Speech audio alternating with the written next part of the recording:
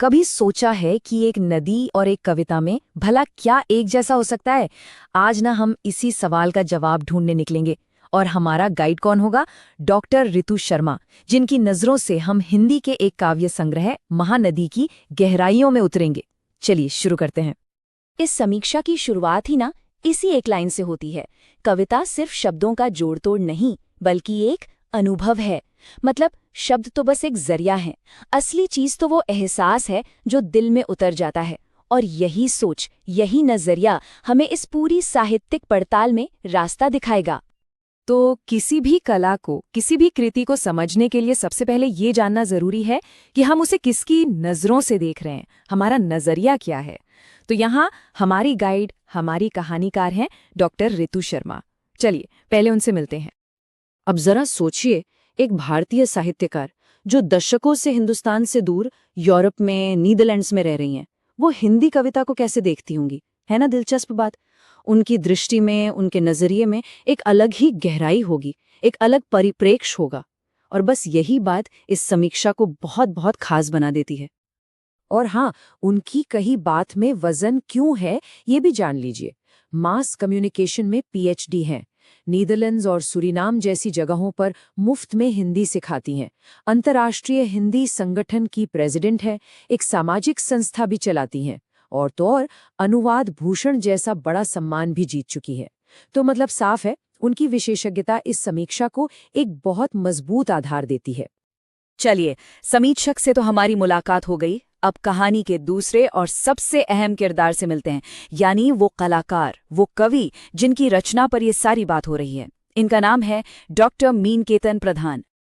Doctor प्रधान कौन है? वो रायगढ़, छत्तीसगढ़ में हिंदी डिपार्टमेंट के हेड और प्रोफेसर रह चुके हैं। साहित्यिक दुनिया में उनका एक बड़ा नाम है।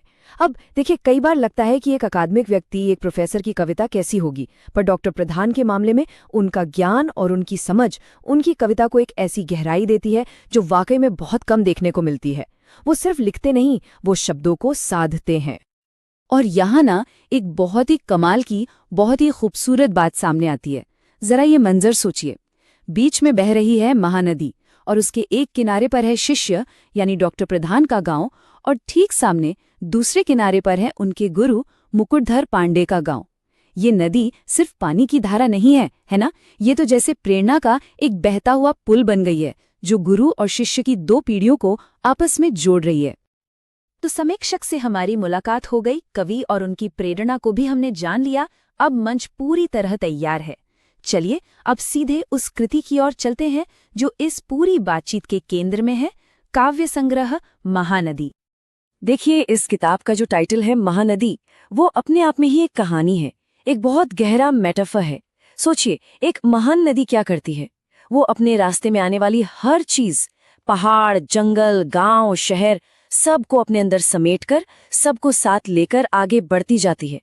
ठीक वैसे ही ये कविता संग्रह भी जीवन के हर पहलू को, हर रंग को, चाहे वो खुशी हो, गम हो, उम्मीद हो या प्रकृति हो, सबको अपने अंदर समा लेता है। तो इस कविता की खासियत क्या है? डॉक्टर शर्मा बताती हैं कि इसकी भाषा बहुत सरल है, इतनी सरल कि सीधे दिल में उतर जाए, लेकिन इसका असर उतना ही गहरा है जो मन पर एक छाप छोड़ जाता है। ये कविताएं सिर्फ पढ़ी नहीं जाती, ये महसूस की जाती हैं। ये आंखों के सामने तस्वीरें बना देती हैं। इनमें जिंदगी है, प्रकृति है, हमारी संस्कृति है, सब कुछ है। अब देखिए, हर खजाने में कुछ ऐसे नगीने होते हैं जो सबसे ज्यादा चमकते हैं, है ना? इस महानदी संग्रह में वो नगीने हैं 3 खास कविताएं, और इनका नाम है कुर्री। तो सवाल ये है कि ये कविताएं इतनी खास क्यों हैं? देखिए, ये एक प्रवासी पक्षी कुर्री की कहानी कहती है, लेकिन ये सिर्फ एक पक्षी की कहानी नहीं है। ये जुड़ी है कोविड महामारी के उस भयानक दौर से, जब लाखों लोग, हमारे अपने लोग, अपने घरों से दूर फंसे हुए थे, उनकी पीड़ा से। और कमाल की बात यह है कि कवि ने इस दर्द को एक बहुत ही खास पारंपरिक मीटर, सरसी छंद में लिखा है। तो शैली तो उनके गुरु की याद दिलाती है, पर जो भाव है, जो दर्द है, वो एकदम असली है, एकदम आज का है। और यही चीज इन कविताओं को, इस पूरे संग्रह का शिखर बना देती है। तो क्या कविता सिर्फ सुंदर शब्दों को एक साथ पिरो देना है, या इसका कोई बड़ा मकसद भी होता है? महानदी संग्रह हमें इसी बड़े और गहरे सवाल पर सोचने के लिए मजबूर करता है कि आज के दौर में कला की, साहित्य की भूमिका आखिर है क्या। सवाल यही है कि आज के समय में, इस दौर में कैसा साहित्य लिखा जाना चाहिए। और ये सवाल सिर्फ लेखकों या कवियों के लिए नहीं है, ये हम सबके लिए है। हम कलाकारों से क्या चाहते हैं, वो कौन सी कहानियां सुनाएं जो हमारे आज की सच्चाई को पकड़ सकें, उसे आवाज दे सकें। और मजे की बात यह है कि इस सवाल का जवाब हमें कहीं और नहीं बल्कि इसी संग्रह में मिलता है। डॉक्टर प्रधान ने क्या किया है? उन्होंने परंपरा की जड़ों को कसकर पकड़ा है, लेकिन साथ ही साथ आज की सच्चाई को भी गले लगाया है। उन्होंने पुराने काव्य के तरीके में आज का दर्द पिरो दिया है, और ऐसा करके उन्होंने एक ऐसा साहित्य बनाया है जो हमारे समय के लिए न सिर्फ जरूरी है बल्कि बिल्कुल सटीक है। तो घूम फिरकर हम वहीं आ जाते हैं जहां से शुरू किया था। एक नदी की तरह कविता हमें कहाँ ले जा सकती है? सोचिए, जैसे एक नदी अनजान रास्तों से गुजरकर आखिर में हमें समंदर से मिला देती है, वैसे ही एक अच्छी कविता हमें भावनाओं और एहसासों की एक ऐसी यात्रा पर ले जाती है जहां हम शायद अकेले कभी नहीं पहुंच पाते। और पता है, यही कविता का असली जादू है। वो हमें उस सफर के बाद थोड़ा सा बदला हुआ छोड़ जाती है, हमेशा के लिए। मीनकेतन प्रधान की काव्यकृति महानदी तथा करूं काल की समीक्षा, प्रवासी साहित्यकार डॉक्टर ऋतु शर्मा नन्नन पांडे, नीदरलैंड द्वारा। समीक्षक का परिचय। डॉक्टर ऋतु शर्मा नन्नन पांडे, जन्म नई दिल्ली में हुआ। जनसंचार एवं पत्रकारिता में पीएचडी की शिक्षा के साथ ही भारतीय अनुवाद परिषद बंगाली मार्केट से अनुवाद का स्नातकोत्तर डिप्लोमा प्राप्त किया। दिल्ली दूरदर्शन में कार्य किया। दिल्ली विश्वविद्यालय के खालसा कॉलेज में जनसंचार एवं पत्रकारिता विषय की प्राध्यापिका पद पर कार्यरत रहीं। 2003 में विवाह उपरांत वे स्थायी रूप से नीदरलैंड में रह रही हैं। वहां 2 दशकों से हिंदी के प्रचार प्रसार व लेखन में संलग्न है तथा नीदरलैंड हिंदी परिषद और सूरीनाम में सूरीनाम हिंदी परिषद के लिए निःशुल्क हिंदी भाषा का शिक्षण करती हैं। ये बहुत गौरव की बात है। अंतर्राष्ट्रीय हिंदी संगठन नीदरलैंड की अध्यक्ष, हिंदी परिषद नीदरलैंड में संयोजिका, लघुकथा वैश्विक संस्थान ह्यूसेन यूएसए व वागीश पुरस्कार व प्रकाशन यूएई, व्यंजना व ज्ञानार्जन पत्रिका के संपादक के रूप में सक्रिय हैं। नीदरलैंड के आसन शहर के टाउन हॉल की परामर्श समिति की सदस्य के रूप में कार्यरत हैं। स्टाइकन मैत्री फ्रेंडशिप फॉर एवरीवन सामाजिक संस्था की संस्थापक व अंतर्राष्ट्रीय हिंदी संगठन नीदरलैंड के अध्यक्ष हैं। आपकी कई अनुवाद की पुस्तकें व काव्य संग्रह प्रकाशित हो चुके हैं, जिनमें फ्रांस के नोबेल पुरस्कार विजेता जॉन पॉल सार्त्र का नाटक नो एग्जिट का बंद रास्तों के बीच एनएसटी दिल्ली के पाठ्यक्रम में शामिल है।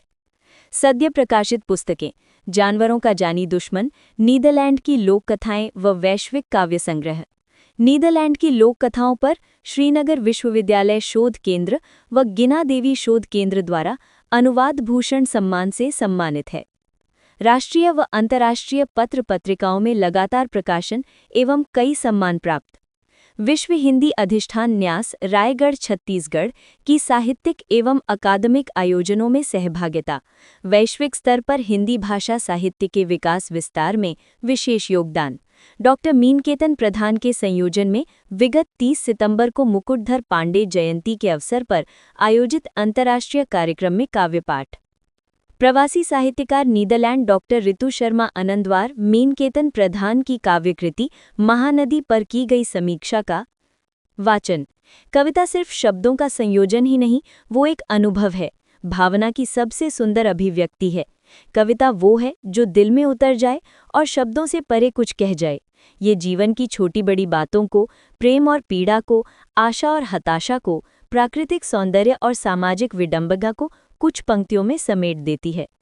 डॉक्टर मीनकेतन प्रधान, पूर्व प्रोफेसर एवं विभागाध्यक्ष हिंदी, प्रभारी प्राचार्य, किरोड़ीमल शासकीय कला एवं विज्ञान महाविद्यालय, रायगढ़ छत्तीसगढ़, पूर्व chairman board of studies Hindi, शहीद नंदकुमार पटेल विश्वविद्यालय रायगढ़, साहित्य संसार का एक प्रतिष्ठित सम्मानित नाम है। मीनकेतन प्रधान जी का नव प्रकाशित महानदी कविता संग्रह, जैसा कि इस संग्रह का नाम है महानदी, उसी तरह इस कविता संग्रह में सम्माहित सभी कविताओं का फलक अपने आप में जीवन के सभी पहलुओं को रेखांकित करता हुआ एक महानदी की तरह अपने अंदर समाहित करता है। महानदी संग्रह में सम्मिलित लगभग सभी कविताएं बहुत ही सरल भाषा शैली एवं प्रभावशाली बिंब चित्रों में लिखी गई हैं, किंतु इस संग्रह की 3 विशेष कविताएं कुररी विदेशी पक्षी को आधार बनाकर उसके प्रवास, वातावरण में बदलाव व उसकी मनोदशा पर आधारित हैं। पुररी 1, 2, 3 जो इस संग्रह की आखिरी कविताएं हैं, वे उनके निवास स्थल छत्तीसगढ़ के महान साहित्यकार व कवि मुकुटधर पांडे जी की कविता शैली से बहुत मिलती जुलती हैं, किंतु भाव भिन्न और मौलिक हैं। वे मीनकेतन प्रधान जी के लिए पुरोधा कवि हैं। महानदी के दोनों तटों पर दोनों के गांव आमने सामने भी हैं। कवि को पांडे जी का आशीष बचपन से प्राप्त होता रहा है। संग्रह की भूमिका से ये ज्ञात होता है। ये कविताएं कोरोना काल के समय की असहनीय परिस्थितियों से जुड़ी हैं।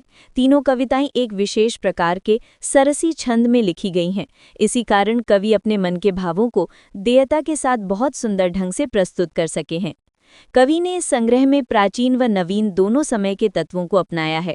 इसके अतिरिक्त वे अपनी रचनाओं के माध्यम से पाठकों तक ये संदेश पहुंचाते हैं कि वर्तमान युग में किस प्रकार का साहित्य का सृजन किया जाना चाहिए, उसमें कौन सी भाषा, सामग्री व विषयों पर प्रकाश डाला जाए ताकि वो सही मायने में साहित्य का पूरक बन सके। डॉक्टर मीनकेतन प्रधान के महानदी काव्य संग्रह की भाषा सरल व प्रभावपूर्ण होने के साथ साथ गूढ़ और प्रतीकात्मक है। सभी कविताएं हृदयस्पर्शी हैं। सभी कविताओं की विषय वस्तु जैसे जीवन, प्रकृति व संस्कृति को लेकर लिखी गई है। अंत में मैं ये कहना चाहती हूँ कि डॉक्टर मीनकेतन प्रधान जी का कविता संग्रह बहुत महत्वपूर्ण है। मैं उन्हें इस कविता संग्रह और उनकी साहित्यिक यात्रा के लिए अनेकानेक शुभकामनाएं व बधाई प्रेषित करती हूँ। धन्यवाद। नमस्कार और स्वागत है इस खास चर्चा में। आज हम एक समीक्षा के आईने में एक काव्य कृति को देखने वाले हैं। हाँ, हमारे पास हैं डॉक्टर ऋतु शर्मा पांडे का लिखा एक समीक्षा लेख। ये डॉक्टर मीनकेतन प्रधान की काव्य कृति महानदी पर है। बिल्कुल। और देखिए, हमारा मकसद सिर्फ इस समीक्षा को पढ़ना भर नहीं है। हम कोशिश करेंगे कि इसके जरिए उन गहरी बातों को समझें, कवि के बारे में, कविता के बारे में, और हाँ, खुद समीक्षक के नजरिए के बारे में भी। सही कहा। एक तरह से हम इस समीक्षा की परतें खोलकर देखेंगे। हाँ, परतें खोलेंगे। और इसकी शुरुआत डॉक्टर शर्मा के कविता पर एक बहुत खूबसूरत विचार से करते हैं। वो लिखती हैं, कविता सिर्फ शब्दों का संयोजन ही नहीं, वो एक अनुभव है, भावना की सबसे सुंदर अभिव्यक्ति है। वाह। कविता वो है जो दिल में उतर जाए और शब्दों से परे कुछ कह जाए। ये विचार ही मुझे लगता है आज की बातचीत का रास्ता दिखाता है। बिल्कुल, हाँ। और ये नजरिया अहम भी है, क्योंकि यही तो वो कसौटी है जिस पर समीक्षक उस कृति को, महानदी को, परख रही हैं। सही। लेकिन इस कसौटी को समझने के लिए मुझे लगता है पहले समीक्षक को जानना जरूरी है। डॉक्टर ऋतु शर्मा, उनका परिचय वो काफी विस्तृत है, दिलचस्प भी। नई दिल्ली में जन्मी, फिर जनसंचार और पत्रकारिता में PhD की, डॉक्टरेट। अच्छा। और अनुवाद में डिप्लोमा भी किया है। दिल्ली दूरदर्शन और खालसा कॉलेज में काम करने का अनुभव भी है उनके पास। तो एक मजबूत एकेडमिक और जिसे कहते हैं प्रोफेशनल बैकग्राउंड है। बिल्कुल। और जो बात मुझे खास लगी वो है उनका अंतर्राष्ट्रीय स्तर पर हिंदी के लिए काम। 2003 से वो नीदरलैंड में है। हाँ, 2 दशक हो गए लगभग। हाँ, और तब से वहाँ हिंदी के प्रचार प्रसार में लगी हुई हैं। नीदरलैंड हिंदी परिषद और सूरीनाम हिंदी परिषद, इनके लिए वो बिना किसी फीस के हिंदी पढ़ाती हैं। ये वाकई बहुत सराहनीय है। इतना समर्पण। बिल्कुल, काबिले तारीफ है। और उनका काम सिर्फ पढ़ाने तक ही नहीं है। जैसा आपने कहा, वो अंतर्राष्ट्रीय हिंदी संगठन नीदरलैंड की अध्यक्ष हैं, हिंदी परिषद नीदरलैंड में संयोजिका हैं, कई प्रकाशनों की संपादक भी रही हैं। अच्छा। यहाँ तक कि नीदरलैंड के आसन शहर के टाउन हॉल की परामर्श समिति की सदस्य भी, और एक सामाजिक संस्था स्टिचिंग मैत्री की संस्थापक भी हैं। बाप रे, काफी सारी भूमिकाएं निभा रही हैं वो। ये दिखाता है कि वो सिर्फ भाषा से नहीं, बल्कि वहाँ की संस्कृति और समाज से भी गहराई से जुड़ी हैं। बिल्कुल। और उनका साहित्यिक योगदान वो भी तो महत्वपूर्ण है। अनुवाद के क्षेत्र में उन्होंने काफी काम किया है। हाँ, जैसे वो जॉन पॉल सार्त्र का मशहूर नाटक है नो एग्जिट, उसका अनुवाद किया बंद रास्तों के बीच नाम से। अच्छा, वही वाला। हाँ, और वो NSD यानी राष्ट्रीय नाट्य विद्यालय दिल्ली के पाठ्यक्रम का हिस्सा भी है। अरे वाह, ये तो अनुवाद की गुणवत्ता और उसकी अकादमिक स्वीकृति दोनों का प्रमाण है। सही कहा। और उनके अपने मौलिक काव्य संग्रह भी प्रकाशित हुए हैं। हाँ, और अभी हाल ही में उनकी एक और अनुदित किताब नीदरलैंड की लोक कथाएं, उस पर उन्हें अनुवाद भूषण सम्मान मिला। अच्छा, हाल ही में? ये तो बहुत बढ़िया खबर है। ये सम्मान उनके काम को रेखांकित करता है ना? बिल्कुल। तो जाहिर है वो अंतर्राष्ट्रीय साहित्यिक मंचों पर काफी सक्रिय हैं। विश्व हिंदी अधिष्ठान जो रायगढ़ में है, उसके आयोजनों में भी शामिल होती रही हैं। देखिए, इस समीक्षा के लिहाज से एक और दिलचस्प बात है, उनका डॉक्टर मीनकेतन प्रधान से एक व्यक्तिगत जुड़ाव भी है। ओ, ऐसा क्या? हाँ, डॉक्टर शर्मा बताती हैं कि उन्होंने डॉक्टर प्रधान के द्वारा आयोजित मुकुटधर पांडे जयंती कार्यक्रम में कविता पाठ किया था। अच्छा। तो ये परिचय, ये समीक्षा को सिर्फ एक तटस्थ मूल्यांकन नहीं रहने देता, इसमें एक आपसी सम्मान और समझ की परत भी जुड़ जाती है, आप देखें तो। हाँ, ये बात तो है। तो ये थी समीक्षक डॉक्टर ऋतु शर्मा आनंद पांडे, जिनका इतना व्यापक अनुभव और हिंदी के प्रति वैश्विक समर्पण, ये उनकी समीक्षा को एक खास वजन देता है। बिल्कुल। अब आते हैं उस रचनाकार पर जिनकी कृति आज चर्चा के केंद्र में है, डॉक्टर मीनकेतन प्रधान। डॉक्टर मीनकेतन प्रधान, इनका नाम हिंदी साहित्य में, खासकर छत्तीसगढ़ के साहित्यिक माहौल में बहुत सम्मान से लिया जाता है। हाँ, बिल्कुल। वो किरोड़ीमल शासकीय कला एवं विज्ञान महाविद्यालय रायगढ़ में हिंदी के प्रोफेसर और विभागाध्यक्ष रहे हैं, प्रभारी प्राचार्य भी रहे हैं, और शहीद नंद कुमार पटेल यूनिवर्सिटी रायगढ़ में बोर्ड ऑफ स्टडीज हिंदी के चेयरमैन भी रहे हैं। मतलब उनका अकादमिक और साहित्यिक का दोनों ही काफी ऊंचा है। उन्हें एक गंभीर और प्रतिष्ठित साहित्यकार माना जाता है। हाँ, जाना जाता है। चलिए, अब उस कृति पर ध्यान देते हैं जिसकी वजह से ये सारी बात हो रही है। काव्य संग्रह महानदी। शीर्षक ही अपने आप में बहुत कुछ कहता लगता है ना? बिल्कुल। नदी का बिंब, वो अक्सर जीवन, प्रवाह, गहराई, इन सब चीजों से जुड़ता है। और डॉक्टर शर्मा भी अपनी समीक्षा में इस शीर्षक की सार्थकता पर जोर देती हैं। वो कहती हैं, जैसे महानदी अपने बहाव में कई धाराओं को, कई तरह की मिट्टियों को, जीवन को समेट लेती है, वैसे ही ये संग्रह भी जीवन के अलग अलग अनुभवों, भावों, रंगों को अपने अंदर समेटे हुए है। तो ये शीर्षक ही संग्रह के बड़े कैनवस की ओर इशारा कर रहा है। हाँ, और शायद उस भौगोलिक और सांस्कृतिक जुड़ाव को भी दिखाता है जिससे कवि आते हैं। महानदी तो छत्तीसगढ़ के जीवन का एक अहम हिस्सा है। बिल्कुल, और इस व्यापकता को दिखाने के लिए कवि ने भाषा और शैली कैसी अपनाई है। डॉक्टर शर्मा के अनुसार भाषा तो सरल है और प्रभावशाली बिंबों का इस्तेमाल किया गया है। हाँ, पर देखिए, सरलता का मतलब यहाँ सतहीपन नहीं है।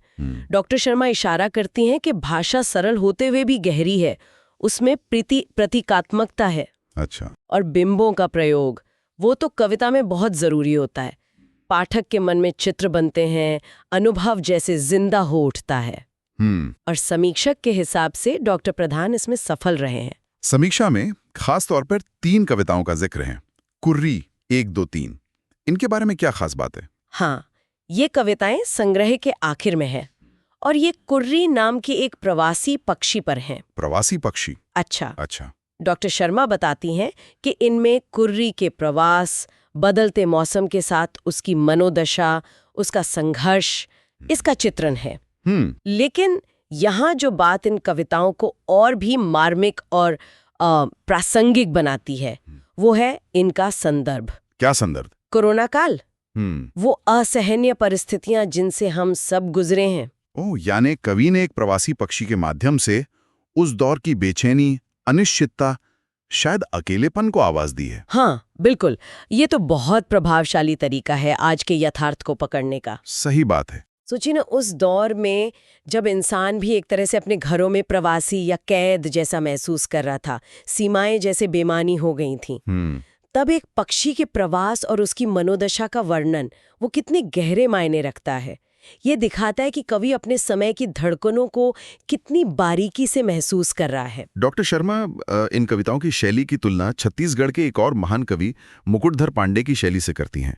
ये एक दिलचस्प कनेक्शन है। हाँ, ये बहुत दिलचस्प है। वो कहती हैं कि शैली में मुकुटधर पांडे की झलक है, हालांकि भाव डॉक्टर प्रधान के अपने हैं, मौलिक हैं। मुकुटधर पांडे, जिन्हें छायावाद के संस्थापकों में गिना जाता है, प्रकृति चित्रण के लिए जाने जाते हैं। वो डॉक्टर प्रधान के लिए एक पुरोधा कवि जैसे हैं, मतलब मार्गदर्शक। एक साहित्यिक परंपरा की निरंतरता का संकेत है ये तो। बिल्कुल।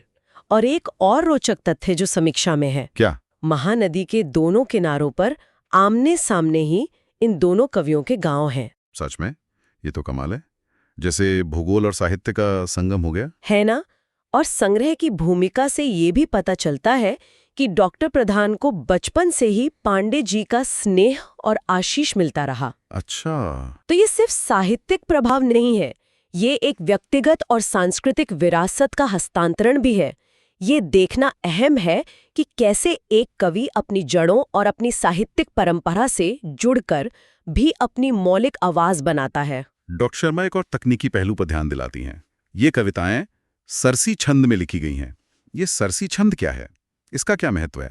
देखिए, छंद जो होता है वो कविता में लय और मात्रा का एक व्यवस्थित ढांचा होता है, जैसे अंग्रेजी में मीटर होता है। ओके। हिंदी काव्य परंपरा में कई तरह के छंद हैं, सरसी छंद उनमें से एक है। ये अपनी खास लय और गेयता के लिए जाना जाता है। अच्छा। डॉक्टर शर्मा बताती हैं कि इस छंद के प्रयोग से कवि अपने भावों को सुंदरता और प्रवाह के साथ व्यक्त कर पाए हैं। अक्सर ऐसे छंद जो हैं वो भावनात्मक गहराई या क्या कहते हैं संगीतात्मकता लाने में मदद करते हैं। तो ये शायद कुर्री की मनोदशा और कोरोना काल की पीड़ा को व्यक्त करने के लिए सही रहा होगा? हाँ, मुमकिन है। मतलब ये सिर्फ एक तकनीकी चुनाव नहीं है, ये भावों की अभिव्यक्ति को और सशक्त बनाने का एक माध्यम है। अच्छा।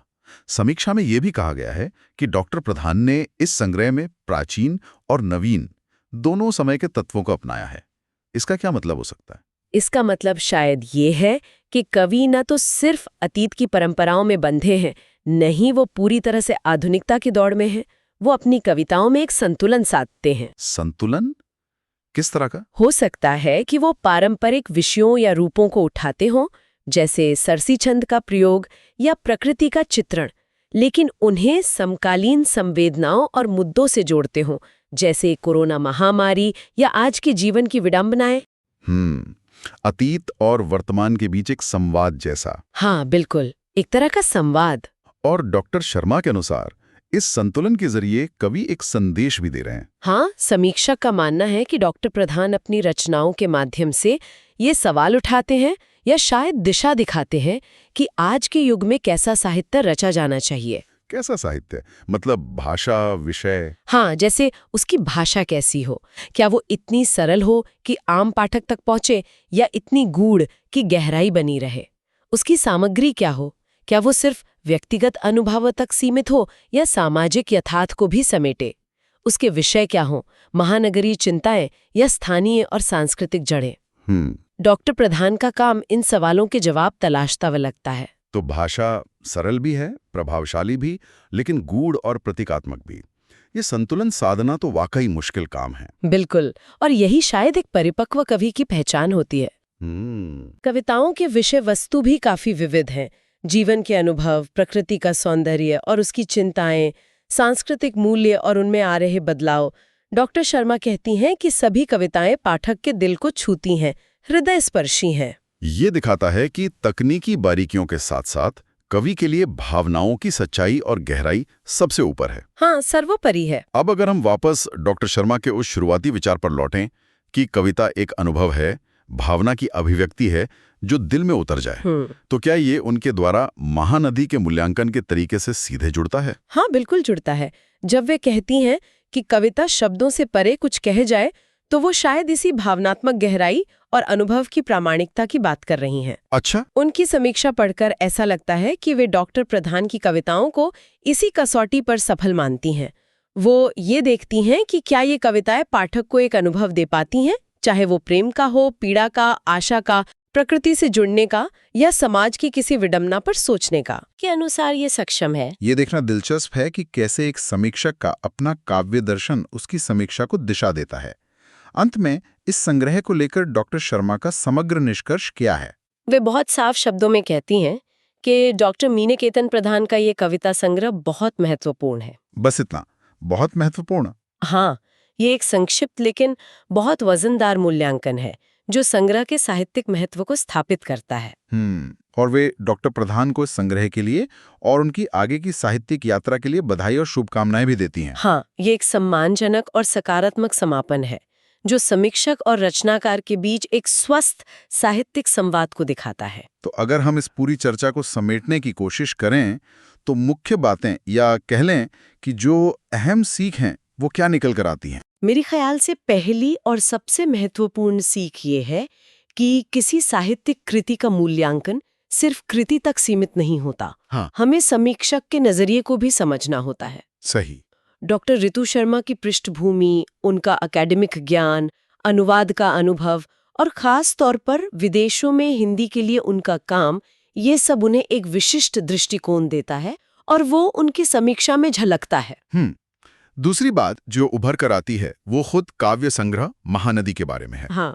ये संग्रह दिखाता है कि कैसे आज की हिंदी कविता परंपरा और आधुनिकता का संगम कर सकती है। बिल्कुल।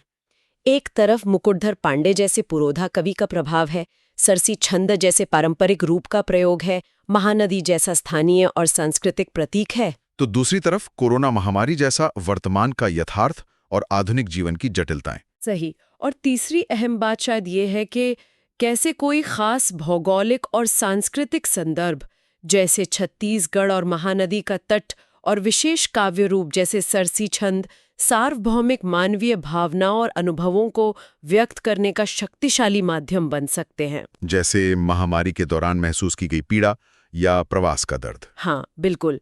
ये स्थानीयता और सार्वभौमिकता के रिश्ते को उजागर करता है। ये तीनों ही बातें काफी गहरी हैं और हमें साहित्य को देखने का एक नया नजरिया देती हैं। सिर्फ कविता पढ़ लेना काफी नहीं है, उसके पीछे की दुनिया, उसके रचने वाले की सोच और उसे परखने वाले की दृष्टि को समझना भी जरूरी है। बिल्कुल।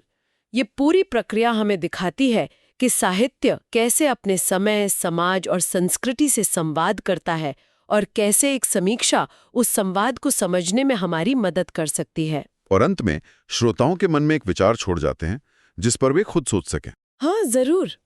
ये सोचने वाली बात है कि जब हम आज के दौर की किसी गहरी पीड़ा, किसी जटिल अनुभव को, जैसे महामारी का डर या विस्थापन का दर्द, किसी पारंपरिक साहित्यिक रूप, किसी स्थानीय प्रतीक या किसी पुरानी शैली के सहारे व्यक्त करते हैं, तो क्या होता है?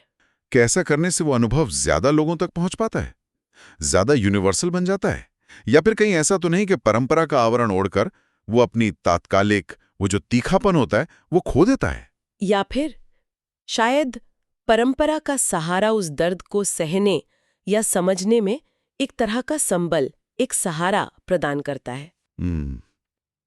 ये सवाल हमें साहित्य और कला में परंपरा और आधुनिकता के बीच जो लगातार संवाद चलता रहता है उस पर और गहराई से सोचने के लिए उकसाता है। बिल्कुल। अतीत के औजार वर्तमान को रचने में कैसे काम आते हैं, ये हमेशा एक दिलचस्प पहेली बनी रहती है।